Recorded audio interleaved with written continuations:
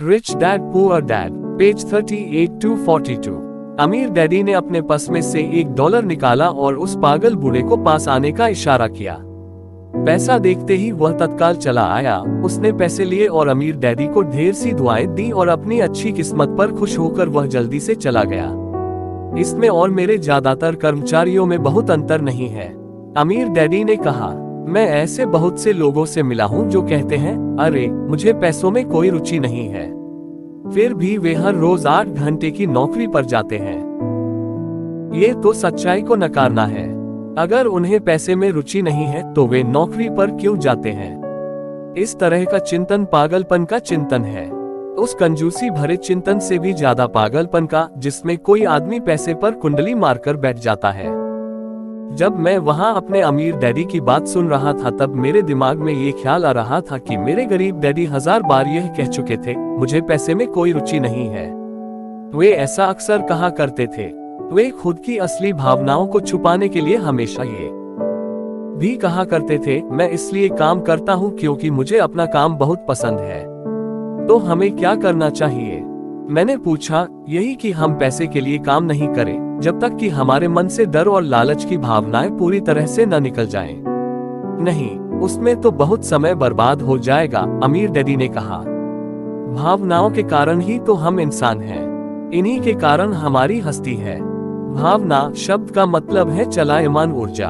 अपनी भावनाओं के बारे में ईमानदार रहो और अपने दिमाग और भावनाओं का इस्तेमाल अपने समर्थन में करो, न कि अपने विरोध में। आहा, माइक ने कहा, अगर तुम्हें मेरी बात समझ में नहीं आई हो तो इस बारे में चिंता मत करो। आगे आने वाले सालों में तुम्हें इसका मतलब समझ में आएगा। अपनी भावनाओं पर प्रतिक्रिया करने के बजाय उनका विश्लेषण करने की कोशिश करो। ज्यादातर लोग यह नहीं जानते कि वे अपने दिमाग से सोचने के बजाय अपने दिल की भावनाओं से सोचते हैं। आपकी भावनाएं तो आपकी रहेंगी ही, परंतु आपको अपने दिमाग से सोचना भी आना चाहिए, क्योंकि दिमाग को सोचने के लिए ही बनाया गया है। क्या आप मुझे इसका कोई उदाहरण दे सकते हैं? मैंने पूछा। क्यों नहीं, अमीर डैडी ने जवाब दिया। जब कोई आदमी कहता है, मुझे नौकरी खोजने की जरूरत है, तो इस बात की बहुत संभावना है कि उसकी भावनाएं फैसला कर रही हैं। इस विचार का असली कारण है पैसा न होने का डर, परंतु अपनी जिंदगी चलाने के लिए लोगों को पैसे की जरूरत तो पड़ती ही है, मैंने कहा। बिल्कुल पड़ती है, अमीर डैडी मुस्कुराए। मैं सिर्फ ये कह रहा हूँ कि उनके डर के कारण उनके मन में यह विचार आता है। मैं समझ नहीं पाया, माइक ने कहा। अमीर डैडी ने कहा, अगर आपके मन में पैसे की कमी का डर जाग जाए तो तत्काल नौकरी ढूंढने के लिए दौड़ मत लगाए ताकि कुछ रुपयों के सहारे उस डर को मार दिया जाए। इसके बजाय आप खुद से यह सवाल पूछिए, क्या लंबे समय में इस डर का सबसे बढ़िया इलाज नौकरी है? मेरे ख्याल से इसका जवाब नहीं होता है, खासकर जब आप किसी आदमी की पूरी जिंदगी को देखते हैं।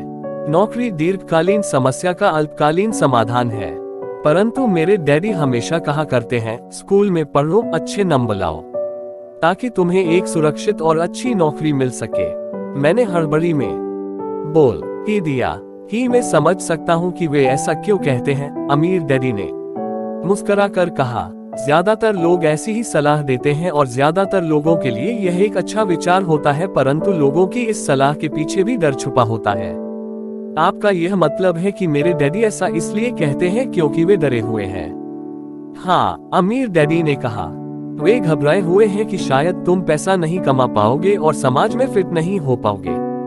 मुझे गलत मत समझना, वे तुम्हें प्यार करते हैं और तुम्हारा भला चाहते हैं, और मैं सोचता हूँ कि उनका डर सही भी है। शिक्षा और नौकरी महत्वपूर्ण है, परंतु इससे डर का इलाज नहीं होगा। यही डर जो उन्हें सुबह उठकर कुछ रुपए कमाने के लिए प्रेरित करता है, उसी डर के कारण वे तुम्हारे स्कूल जाने पर इतना जोर देते हैं। तो आपकी सलाह क्या है? मैंने पूछा। मैं चाहता हूँ कि तुम्हें पैसे की ताकत पर काबू पाना सिखाऊं। पैसे का डर तुम्हारे दिमाग से निकल जाना चाहिए, और यह स्कूल में नहीं सिखाया जाता। अगर तुम इसे नहीं सीखोगे तो तुम पैसे के गुलाम बन जाओगे। अब उनकी बातें मेरी समझ में आ रही थीं। वे हमारे विचारों को ज्यादा व्यापक बनाना चाहते थे। वे चाहते थे कि जो मिसेस मार्टिन नहीं देख सकती थी, उनके कर्मचारी नहीं देख सकते थे, या मेरे डैडी तक नहीं देख सकते थे, वह देखने की योग्यता हम में आ जाए। उन्होंने जो उदाहरण दिए थे वे उस समय कठोर जरूर लग रहे थे, लेकिन मैं उन्हें कभी नहीं भूला। मेरा नजरिया उस दिन बहुत बड़ा हो गया था। अब मैं उस जाल को देख सकता था जो ज्यादातर लोगों के सामने बिछा होता है। देखो, आखिरकार हम सभी लोग कर्मचारी हैं।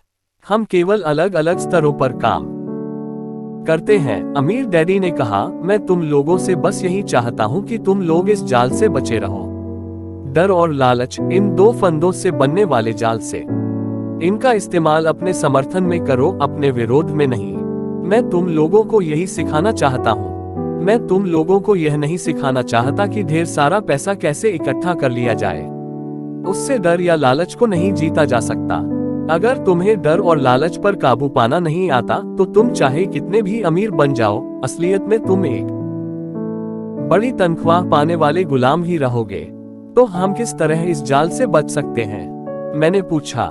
गरीबी या पैसे की तंगी का खास कारण डर और अज्ञान होता है, न कि अर्थव्यवस्था या सरकार या अमीर लोग। ये खुद का उड़ा हुआ डर या अज्ञान होता है जो लोगों को इस जाल में फंसाए रखता है।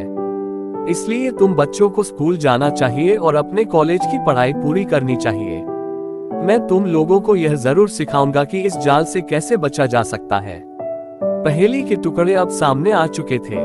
मेरे पढ़े लिखे डैडी के पास बड़ी डिग्रियां थीं और एक बढ़िया करियर भी था, परंतु स्कूल ने उन्हें ये कभी नहीं सिखाया कि धन या अपने डर को किस तरह से काबू में रखा जाता है। अब मैं समझ चुका था कि मैं अपने दोनों डैडियों से अलग अलग परंतु महत्वपूर्ण बातें सीख सकता हूँ। तो आप पैसा न होने के डर के बारे में बात कर रहे थे। पैसे की इच्छा किस तरह हमारी सोच पर असर डालती है? माइक ने पूछा। तुम्हें तब कैसा महसूस हुआ था जब मैंने तुम्हारी तनख्वाह बढ़ाने का लालच दिया था? क्या तुमने ये देखा था कि तुम्हारी इच्छाएं किस तरह बढ़ रही थी? हमने अपने सिर हिलाकर हामी भरी, पर तुमने अपनी भावनाओं के सामने हार नहीं मानी और इस कारण तुम लोगों ने जल्दबाजी में काम नहीं लिया। इससे तुम्हें सोचने का वक्त मिल गया। ये सबसे महत्वपूर्ण है। हम में हमेशा डर और लालच की भावनाएं रहेंगी। इसी क्षण से तुम लोगों के लिए ये सबसे महत्वपूर्ण है कि तुम इन भावनाओं का इस्तेमाल अपने समर्थन में करो और लंबे समय तक ऐसा करो। अपनी भावनाओं को अपने दिमाग पर हावी मत होने दो और इस तरह अपने विचारों को दूषित मत होने दो। ज्यादातर लोग डर और लालच का इस्तेमाल खुद के विरोध में करते हैं। यह अज्ञान की शुरुआत होती है। डर और इच्छा की भावनाओं के कारण ही ज्यादातर लोग तनख्वाह के चेक, तनख्वाह में बढ़ोतरी और नौकरी की सुरक्षा के पीछे भागते भागते अपनी पूरी जिंदगी निकाल देते हैं। असल में वे ये सोचते ही नहीं है कि भावनाओं के आधार पर बने हुए ये विचार उन्हें किस तरफ ले जा रहे हैं। ये तो वही बात हो गई जिसमें गाड़ी खींचने वाले गधे के सामने उसका मालिक गाजर लटकाए रखता है जो उसकी नाक के ठीक सामने होती है। गधे का मालिक जहां जाना चाहता है वहां जाता है, परंतु गधा तो लालच के कारण भाग रहा है। कल गधे के लिए दूसरी गाजर आ जाएगी और गधा उसका पीछा करने लगेगा। आपके कहने का मतलब यह है कि जिस समय मैंने नए बेसबॉल ग्लव्स, कैंडी और खिलौनों के सपने देखना शुरू किया, उस समय मेरी हालत उस गधे की तरह हो गई थी जो गाजर के पीछे भागता है। माइक ने पूछा। हो, और उम्र के साथ साथ तुम्हारे खिलौने भी ज्यादा महंगे होते जाएंगे।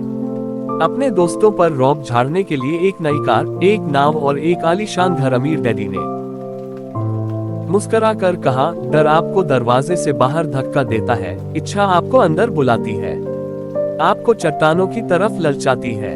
यही जाल है। तो इसकी काट क्या है? माइक ने पूछा।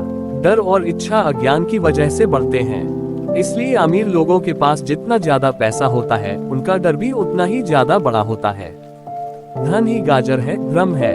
अगर गधा पूरी तस्वीर देख सकता तो शायद वह गाजर का पीछा करने के अपने फैसले पर दोबारा सोचता।